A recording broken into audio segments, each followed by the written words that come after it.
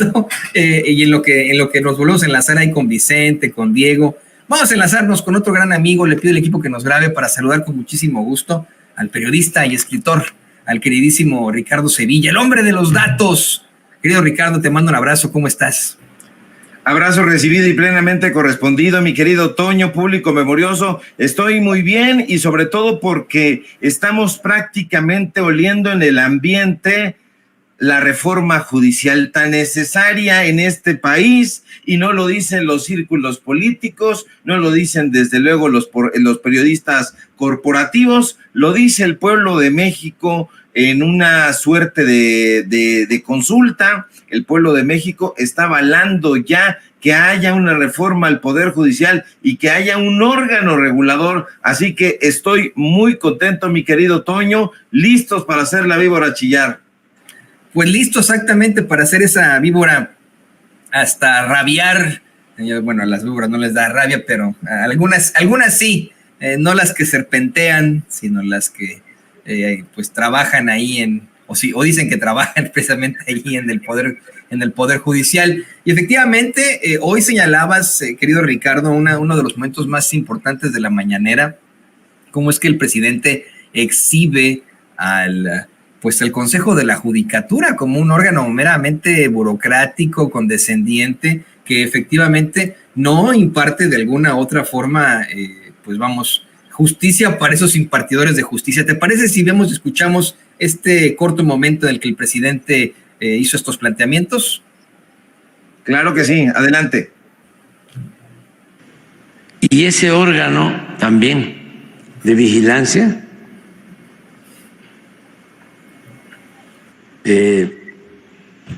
que va a actuar como debería hacerlo el Consejo de la Judicatura, pero no hacen nada. Es un órgano administrativo,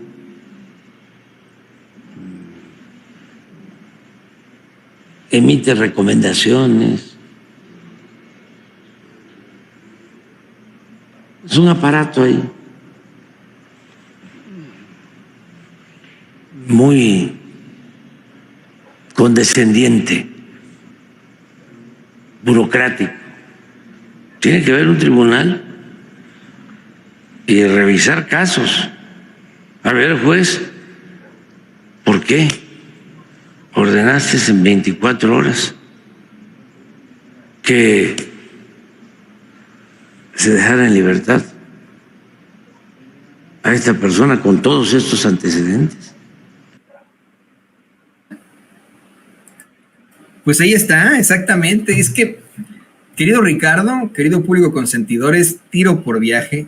Todos los días le estamos reportando alguna chicanada de ese verdaderamente enfermo y cochino Poder Judicial. Hoy, querido Ricardo, pues despertábamos con la noticia de que una jueza decidió quitarle la orden de aprehensión o la alerta ante Interpol a nada más y nada menos que a Carlos Ahumada. O sea, un Carlos Ahumada que está en estos momentos detenido en su natal Argentina después de que no se le pudo extraditar desde Panamá. Llegó a Argentina y lo detuvieron. Pero mira, en estos momentos ya sabes cómo está la cosa en Argentina, yo lo decía desde hace rato. Si no eres estudiante, obrero, si no eres campesino, si eres, de la clase trabajadora, pues puede que caigas en la cárcel, en las cárceles de Milei. En estos momentos hay muchos estudiantes en cárceles de alta seguridad que fueron detenidos en las protestas contra las locuras de este tipejo. Yo dudo mucho que, pues, siendo un Carlos Ahumada con tanto poder, miembro de las élites, lo vayan a mantener ahí en una cárcel argentina, gracias a esta jueza que, pues, hay que decir cómo se llama, ¿no? Porque ni modo de que, o sea, todos son estos,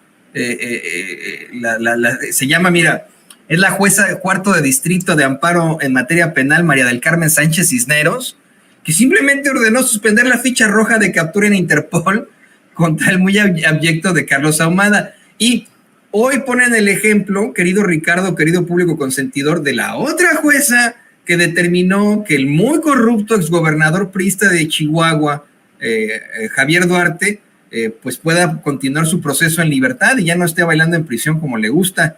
Esto es César Duarte, dije Javier, ¿verdad? Bueno, es que hoy el presidente los comparó, dijo, ¿cuál es la diferencia entre César Duarte y Javier Duarte? En el Duarte de Chihuahua con el Duarte de Veracruz, con ninguna, nada más que César tiene más agarradera, Ricardo. Así es, entre Duartes te veas, mi querido Toño, y dice muy bien el presidente López Obrador cuando califica a este Consejo de la Judicatura como un organismo burocrático que no sirve para nada. No le tiembla la voz al presidente López Obrador como nunca le ha temblado para calificar así al Consejo de la Judicatura. Y tiene razón, Toño, porque este consejo es, digámoslo, cambiemos de animal. No es un elefante reumático, es un rinoceronte reumático, que me perdonen mis queridos rinocerontes, pero este rinoceronte reumático representa un gasto superfluo para las arcas de la nación, porque hay que irnos más a fondo, porque los análisis que hacen, entre comillas, en los mentideros de la derecha, no se meten a fondo en este tema, y en teoría, el Consejo de la Judicatura debería encargarse de la administración y de la vigilancia para impartir disciplina en el Poder Judicial de la Federación. Pero lamentablemente, Toño, eso se queda únicamente en el ámbito pantanoso de la teoría, porque la realidad dura, cruda y tupida es que ese consejo no se ocupa de nada, y no se ocupa no porque no pueda, porque tiene las atribuciones, pero no se preocupa de eso, porque el sistema está viciado de raíz. Le voy a decir por qué. Porque el Consejo de la Judicatura dice ser el órgano de vigilancia del Poder Judicial de la Federación, pero ahí hay algo que no nos explican los juristas, los supuestos especialistas en derecho constitucional. Hay dos excepciones, Toño. El Consejo de la Judicatura sí es el órgano de vigilancia de cierta parte del Poder Judicial, pero hay dos excepciones, y dos excepciones abarcan precisamente a la Suprema Corte de Justicia de la Nación y al Tribunal Electoral del Poder Judicial de la Federación. Y ahí es precisamente, Toño, donde se encuentra el meollo del asunto. ¿Por qué el Consejo de la Judicatura no puede vigilar y en su caso sancionar a los miembros de la Suprema Corte ni a los miembros del Tribunal Electoral? Esa es la pregunta, porque se desgarran las vestiduras diciendo que el presidente López Obrador quiere crear un órgano que regule la actuación de los miembros del Poder Judicial. Pero, ¿por qué lo quiere crear?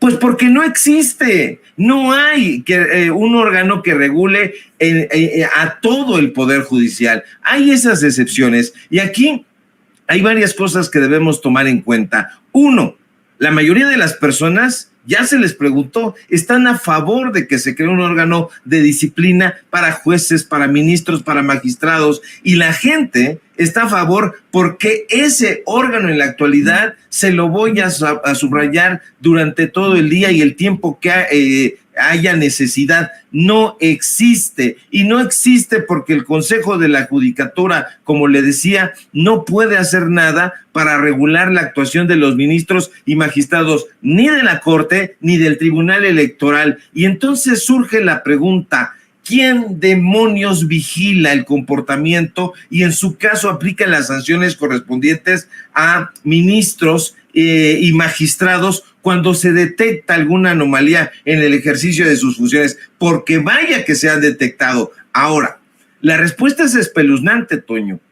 ¿Quién se encarga? No hay quien regule a los ministros ni magistrados. Son caballos desbocados. No hay quien los regule ni quien los controle. Y esto es una revelación muy interesante porque como alrededor de esto hay mucha teoría que la mayoría de las veces es puro choro mareador, nos van a salir a decir estos supuestos especialistas que la vigilancia y el comportamiento de los ministros pues lo regula la propia Suprema Corte de Justicia.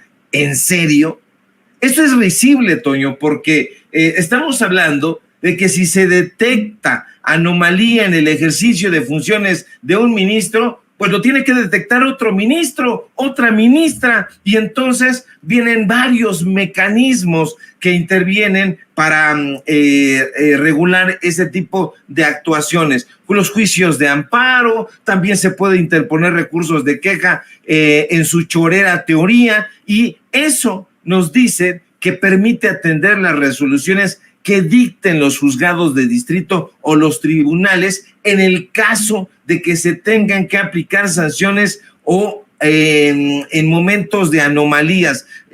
Hay los mentados recursos de reclamación, y ahí usted va a ver a los ministros y a las ministras en el pleno de la Suprema Corte sentaditos y interponiendo recursos de reclamación contra determinados acuerdos emanados de la propia Suprema Corte de Justicia de la Nación. Están las controversias constitucionales. En fin, estos personajes, Toño, se regulan a sí mismos. Esto es terrible porque se tiene que establecer procedimientos para garantizar auténticamente la neutralidad de estos personajes. No se puede permitir que en pleno siglo XXI y cuando el país México, prácticamente con mayúsculas, está caminando hacia la democratización de este país, no se puede permitir. Hay varios detalles, digamos, los malditos detalles que no le gustan a la oposición y que no se tienen en cuenta. Son los ministros, los magistrados, los que se autorregulan.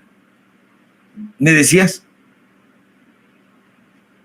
Oí algo ahí. Me parece que por ahí entró Vicente Serrano. Le pido al equipo que nos grabe, querido Ricardo. Querido Ricardo, vamos a enlazarnos con Vicente en este momento. Presente.